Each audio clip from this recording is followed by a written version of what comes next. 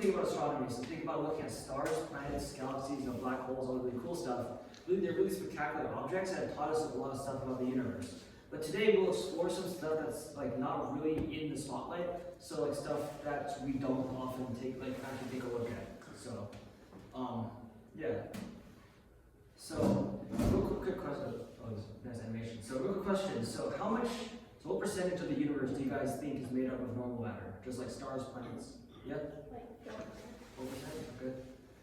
Anyone else?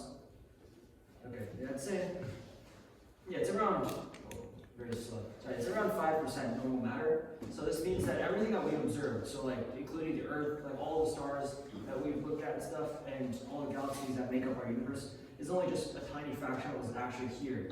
So in many ways, like astronomy is not just about studying what we can see, it's understanding like the vast majority of the universe, this 95% of the universe that remains invisible to us. So let's begin with a topic that everyone really loves. It's called dark matter. So what is this dark matter thing? So it's a form of matter that does not interact with light. So light, it doesn't interact. That means it doesn't emit light, it doesn't reflect light, or absorb light, but it's there. And it has a huge property that tells us it's there. It's called gravity. So scientists estimate that this accounts for about 85% of all the matter in the universe. And even though you can't see it directly, you can see its gravitational effects on stuff like stars, galaxies, and stuff, mainly galaxies. And it appears to be like the framework on what our universe is built around. So some people would call it like the invisible glue that like holds the universe, holds galaxies together. So one of the strongest pieces of evidence for this is how galaxies rotate. So if you think about the galaxy like a spinning carnival ride, there's stars moving around really fast. Let's just pretend you're on let's pretend you're on like a carnival ride. So as it spins faster and faster, you experience like more and more centrifugal force pushing you outwards. So if you're not attached, then you go flying, and then you'd have to sue them. So galaxies behave in a similar way. So stars are on the center of the galaxy orbit at really high speeds, and on the outside they would orbit at slightly slower speeds. So based on the visible matter we see, what would you expect to happen to stars on the outside of the galaxy, on the outer edges of galaxies? Yeah? The orbit would be slower, and if there wasn't dark matter, if we follow like the rules of orbits, then the galaxy would just become a random cloud. Yeah, pretty much. So according to the laws of gravity, most of these stars shouldn't actually be moving, or won't be moving fast enough to remain, gravitationally bound in their orbit. So they would drift away. But instead of this, galaxies remain stable. So the most widely accepted, so this is not proven because it's dark matter and stuff. So the most accepted explanation is that galaxies have giant halos of dark matter that surround them, and it provides the additional mass and gravity to actually hold the galaxy together. So that's why we call it like the invisible glue. So major breakthrough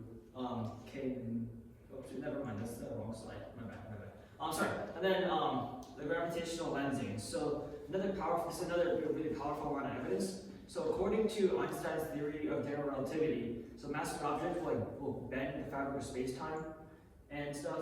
So a useful analogy, you guys might have seen this at like a science museum. So like where they have like a giant rubber sheet and they put like a bowling ball on there and tell like this is the sun. They take a marble and they throw it and it slowly spirals in, and that's the Earth or something. So the ball will create a depression in the sheet, and that makes everything travel. That makes nearby objects travel in a curved path instead of a straight path. So similarly, massive objects in space, like giant galaxies and stuff, will cause light to bend as it goes past them. So as a result, really far galaxies, if you're viewing them near like a larger, closer galaxy or something, it will make them appear like distorted or like banana shaped or something. Or even it can even duplicate them. So this is called gravitational lensing.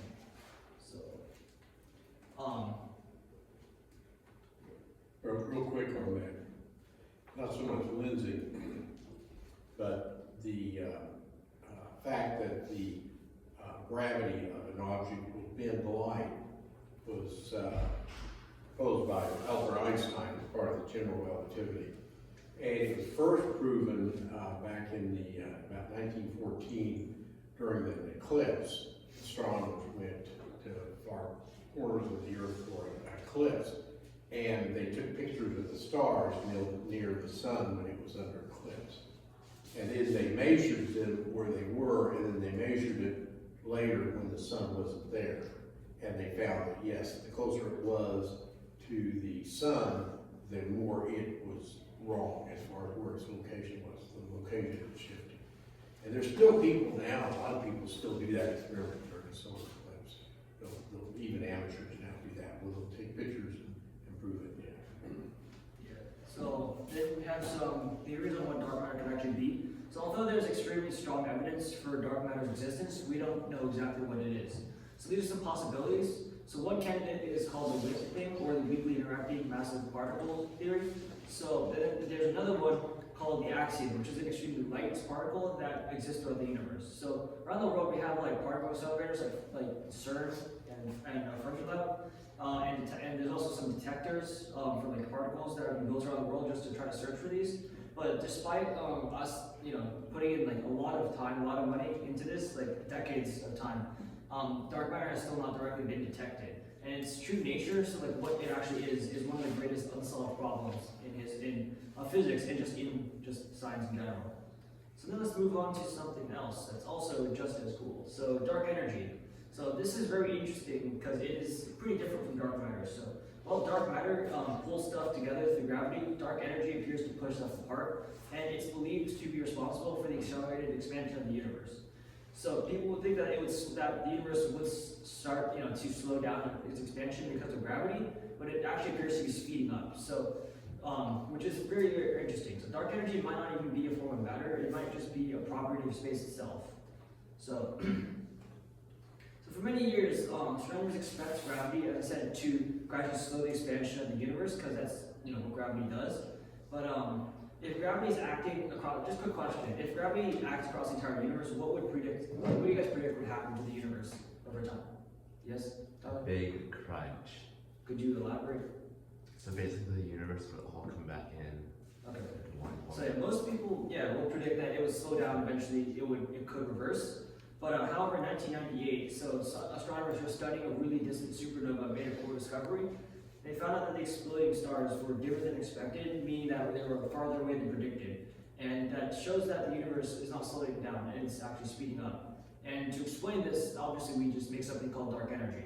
So what does this matter? So this discovery of dark energy completely just changed our understanding of the cosmos. So before 1998, a lot of scientists assumed gravity would be the main decider of what would happen to the universe.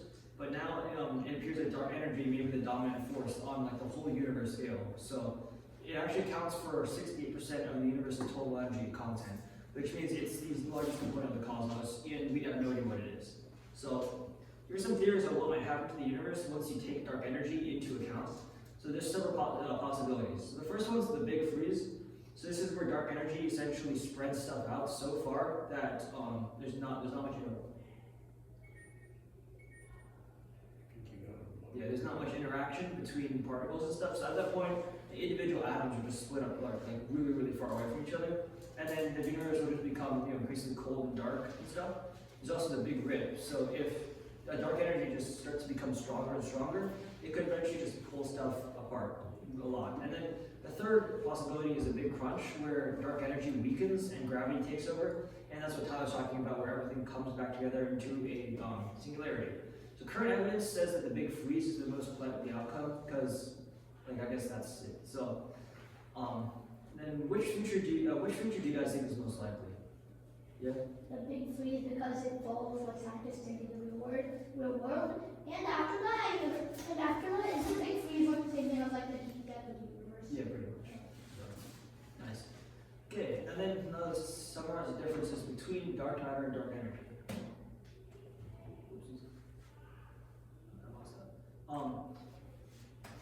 Okay, so dark matter. So first of all, what do you guys remember about dark matter? Let's list some stuff out. Yeah. It pulls everything together. Nice. And then in comparison, dark energy. So what does dark energy do? You can't answer this time. Yes. It pulls things apart and fuels the expansion of the universe. Nice. And then, what does dark matter do for the cosmos? Like, what is dark matter? Like, what does it do that we can see? Yes? Had math thing so we could like use Einstein's theory of general relativity to like it basically solves a bunch of unsolved mysteries that we don't know about. Yeah, so like pretty much when like, I remember last summer, it's like my professor at UT Austin, he does cosmology and stuff, and he's talking a lot about dark matter and stuff. He just says we made this up because we don't know we don't understand this, so we just made something up to try to fill the gap as we go. It might not even like be dark matter and stuff, and it's kind of weird. So, and then he also went into stuff about the Hubble constant not being a constant or something, but you know that's so like essentially just says that like our current model of the universe might not be correct, like of gravity and everything, and they all might not be correct. So it's obviously a lot of work to be done on this. So yeah.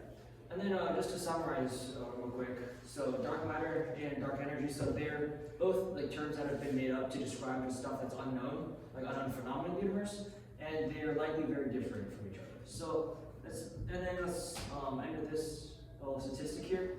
So this 5% is everything that we see, so as we said before. So everything that we see, like this table, like you know, like everything in space, all the galaxies makes up 5%. And then everything else, 95%, is dark matter and dark energy. So that means despite centuries of scientific progress, like doing astronomy and stuff, we only understand a tiny bit of the cosmos, and that also shows that there's so much that we have to do, and that just hopefully makes us really like, I'd say like confident and like excited to see what we learn next. So thank you for listening to this, and I'd be happy to answer any questions. Although there's some questions that even scientists can answer, obviously, and that I won't answer. So, any questions? Make a comment on the 5%. When we're talking about that 5% of the known universe that we currently know about, 97% of that is actually energy. And it's not mass like we think of it as tables of dust and galaxies and all the physical stuff we see. That's only about 3% of that 5%. So that's almost negligible. Most of the stuff in what we currently know is energy. And most of that is contained in what's called 3-degree background radiation. So if you look in all directions from microwave receivers, you see this glow, and it's what's left over from the Big Bang when the matter formed and all the energy was released, and it's kind of all that energy zooming away from us, and that's why it's only 3 degrees.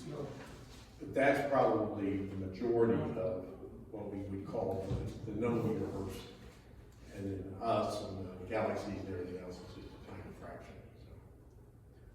All right. Yeah. So.